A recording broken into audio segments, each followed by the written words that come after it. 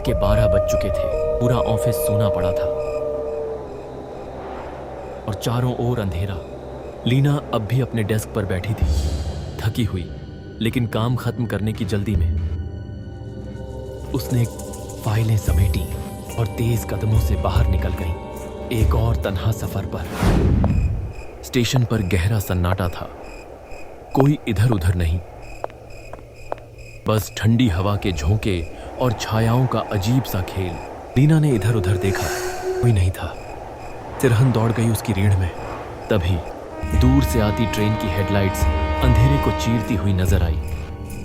आखिरी ट्रेन। बिना ज्यादा सोचे लीना ट्रेन में चढ़ गई और एक सीट पर बैठते ही राहत की सांस ली। ट्रेन ने गति पकड़ ली, सब कुछ सामान्य लग रहा था, लेकिन फिर ट्रेन की लाइट्स झपकने लगी। पूरी बोगी अंधेरे में डूब गई। लीना का दिल जोर से धड़कने लगा। उसने इधर उधर देखा, पर कोई नहीं था, सिर्फ सन्नाटा। तभी एक अजीब सी आवाज, जैसे कोई धीरे धीरे बोगी के अंदर चल रहा हो, पर कोई दिख नहीं रहा था। लीना को छोटी लड़की चलती हुई दिखी। सफेद कपड़े, बिखरे हुए बाल और बिना पलक झपकाए घूरती आंखें। लीना की सांसें अटक गई। चीखना चाहती थी, पर आवाज हलक में अटक गई। लड़की अब धीरे धीरे उसकी तरफ बढ़ने लगी। एक झटके से लीना की आंखें खुली। वो अपने कमरे में थी, बिस्तर पर, पसीने से भीगी हुई। बस सपना था। उसने राहत की सांस ली, लेकिन तभी दरवाजे के पास वही छोटी लड़की खड़ी थी। उसका चेहरा फीका, उसकी आंखों में अजीब सी चमक और होंठों पर हल्की मुस्कान। तुम्हें लगा ये सिर्फ एक सपना था? वो कांपते हुए बिस्तर से पीछे हटने लगी। उसकी निगाहें लड़की पर जमी थीं, जो अब धीरे धीरे आगे बढ़ रही थी। लड़की की आवाज गूंजने लगी, जैसे वो चारों दिशाओं से आ रही हो। लीना ने अपनी पूरी ताकत जुटाई और चीखते हुए कमरे से बाहर भागी, पर बाहर कोई नहीं था। वो अपने ही घर के गलियारे में थी, लेकिन यह कुछ अलग था। बहुत अंधेरा।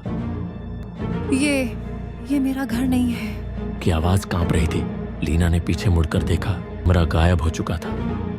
अब था बस एक अनंत अंधेरा गलियारा, जो खत्म होने का नाम ही नहीं ले रहा था। उसने दौड़ना शुरू कर दिया, जितना तेज हो सके, और पीछे से आती टक टक टक की आवाज और करीब आती जा रही थी।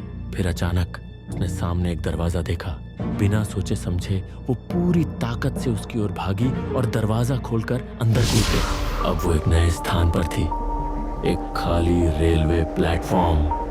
चारों ओर कोहरा था, हवा में एक अजीब सी सीलन, और दूर कहीं ट्रेन की धीमी सीटी। तभी उसके पीछे धीमे कदमों की आवाज आई। वही टक टक टक और एक जानी पहचानी फुसफुसाहट। लीना ने धीरे धीरे पीछे मुड़कर देखा। कोहरे के बीच वो छोटी लड़की अब और करीब आ चुकी थी, लेकिन कुछ बदल चुका था। उसके चेहरे की त्वचा झुलस चुकी थी, आंखों की जगह काले गड्ढे थे। लीना की आवाज कांप रही थी। अब क्या चाहिए तुम्हें?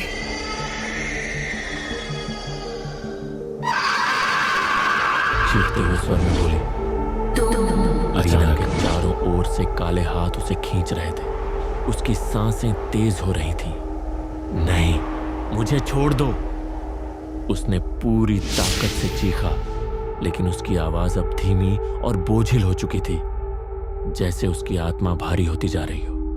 धीरे धीरे उसके पैरों के नीचे का प्लेटफॉर्म गायब होने लगा। अब वहां कुछ भी नहीं था, बस एक अंतहीन शून्य। उसके शरीर में एक अजीब सी ठंडक दौड़ने लगी। जैसे कोई चीज उसके अंदर समा रही थी। उसकी आंखें धीरे धीरे बंद होने लगीं और फिर सब कुछ काला। लीना ने अपनी आंखें खोली। वो अब भी ट्रेन में थी, लेकिन कुछ बदल गया था। उसका शरीर सुन्न पड़ चुका था। उसने उठने की कोशिश की, लेकिन हिल भी नहीं सकी। उसने अपनी हथेलियां देखी। उसकी उंगलियां हल्के से कांप रही थीं, लेकिन अब वो उसकी अपनी नहीं लग रही थी। अब लीना नहीं थी।